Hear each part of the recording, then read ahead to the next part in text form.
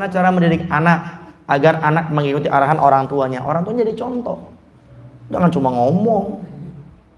Anak, kamu harus nurut sama saya. Anak, kamu kalau enggak pukul, cubit. Pak, Bu, anakmu itu akalnya belum jalan. Makanya saya suka marahin itu orang tua yang marahin anak-anak di masjid, musola ngobrol, diam. Lah, itu anak kecil. Anda bilang diam sampai 1000 kali pun ngulangin lagi dia. Kenapa? Masih kecil. Tapi yang benar bagaimana? Anda pisahkan itu. Jangan cuma diem. Mana nih yang ngobrol nih di antara 10 orang ini? Oh ini nih 1-2 orang. Pisahkan satu ke sana, pisahkan satu ke sana. Yang lainnya takut diem sendiri. Anda sebagai orang yang lebih tua, akalnya harus jalan. Kalau Anda seperti anak kecil, kenapa nggak ditukar saja? Anda yang jadi anak kecil, yang kecil jadi anak dewasa. Saya berapa kali melihat itu di masjid, di musola, anak-anak kecil yang ribut dimarahin di ini. Anda yang otaknya sudah jalan, harusnya jangan dimarahin, dia anak kecil. Belum jalan. Begitu juga sama orang tua. Anda jangan main cubit, main pukul, dia masih kecil. Tapi Anda ini yang mungkin kayak anak kecil, ngambekan, anaknya nggak mau nurut, ngambok, main cubit. Anda sebagai orang tua malah kayak anak kecil. Lalu bagaimana? Kita ini kalau pengen anak kita nurut sama kita, ya jadi orang tua yang baik. Al-Bagir, saya pernah tinggal di Al-Bahja. Saya diminta oleh istrinya Bu Yaya, Umi Ferus, untuk memegang TPA DTA. Orang kaya saya nih, suruh megang TPA DTA anak-anak kecil. Cuma imtisalul amar, karena ini perintah, saya kerjakan. Saya sering melewati TPA DTA di Al-Bahja itu, yang di dalam itu setiap habis sholat duhur berjamaah itu pasti ribut.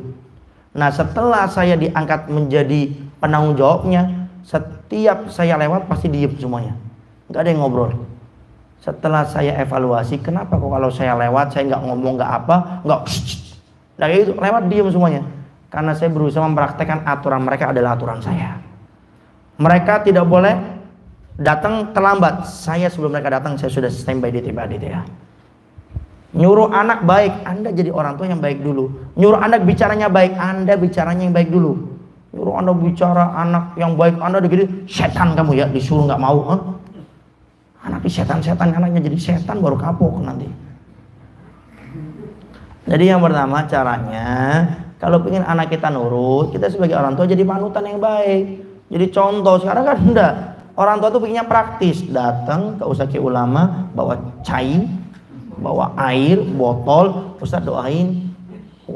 Habib tolong disembur anak saya ubun-ubunnya biar jadi soleh-soleha. Kalau kayak gitu pondok pesantren tutup semuanya itu. Bagaimana? Anda dulu jadi contoh yang baik. Kedua, setelah Anda menjadi contoh yang baik, berikan pendidikan agama semenjak kecil. Setiap dia punya kesalahan ditegur. Ya, contoh waktunya sholat, anak gak mau sholat, ingatkan, nah sholat, nah gak bisa kayak gitu, nah nanti kamu kalau sudah 7 tahun sholat ya, kalau 10 tahun kamu gak sholat, ntar ibu bapak pukul lo ya. Nah sehingga yang seperti itu harus diingatkan sama anak kita. Orang tua sekarang kan enggak, anaknya rusak, anaknya nakal, biarinlah masih kecil. Nanti anaknya rusak di waktu gedenya baru kapok nanti. Ya. Jadi yang kedua, berikan pendidikan agama. Yang ketiga, di saat dia salah diluruskan dengan kadar pemahaman akal mereka. Yang keempat, dekatkan mereka dengan ulama, dekatkan mereka dengan orang-orang soleh, bawa mereka ke majelis taklim. Yang terakhir, yang kelima, doakan terus anak kita. Jangan pernah berhenti. Sebagai penutup, kita punya guru Habib Gudes Baharun, MR, Pondok Asidku. Beliau punya abah namanya Habib Qasim Baharun, adik daripada pendiri Pondok Pesantren Dalwa, Abuya Bebasan Baharun. Habib Qasim Baharun ini pernah ditanya oleh seorang, Habib, saya lihat anak Habib sukses semuanya, jadi ustadz, jadi ulama, punya pondok pesantren. Resepnya apa Habib? Habib Qasim Baharun berkata, kamu kalau mendoakan anakmu itu sehari berapa kali?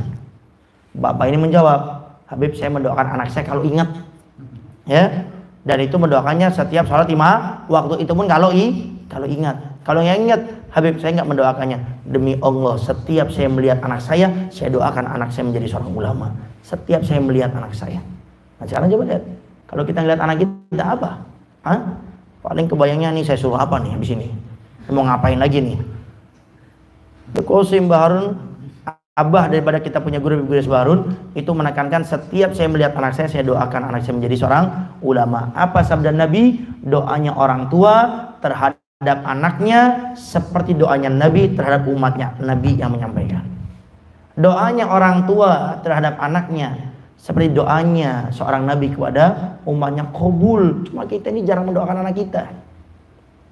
Habib Salim Asyatiri, Sultan Ilm, rajanya orang yang punya ilmu, yang punya pondok pesantren di Hadramut, Ribat Syatiri. Banyak orang Indonesia yang belajar ke sana. Apa kata beliau?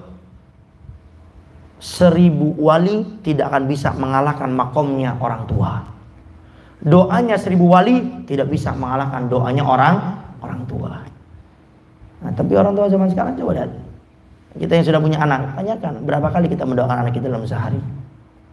Paling tidak setiap salat 5 waktu doakan. Lihat anak doakan, ya Allah jadi anak saya soleh, solehah, jadi ulama bermanfaat. Ingat doamu wahai orang tua seperti doanya Nabi terhadap umatnya. Wallahu a'lam bishawab.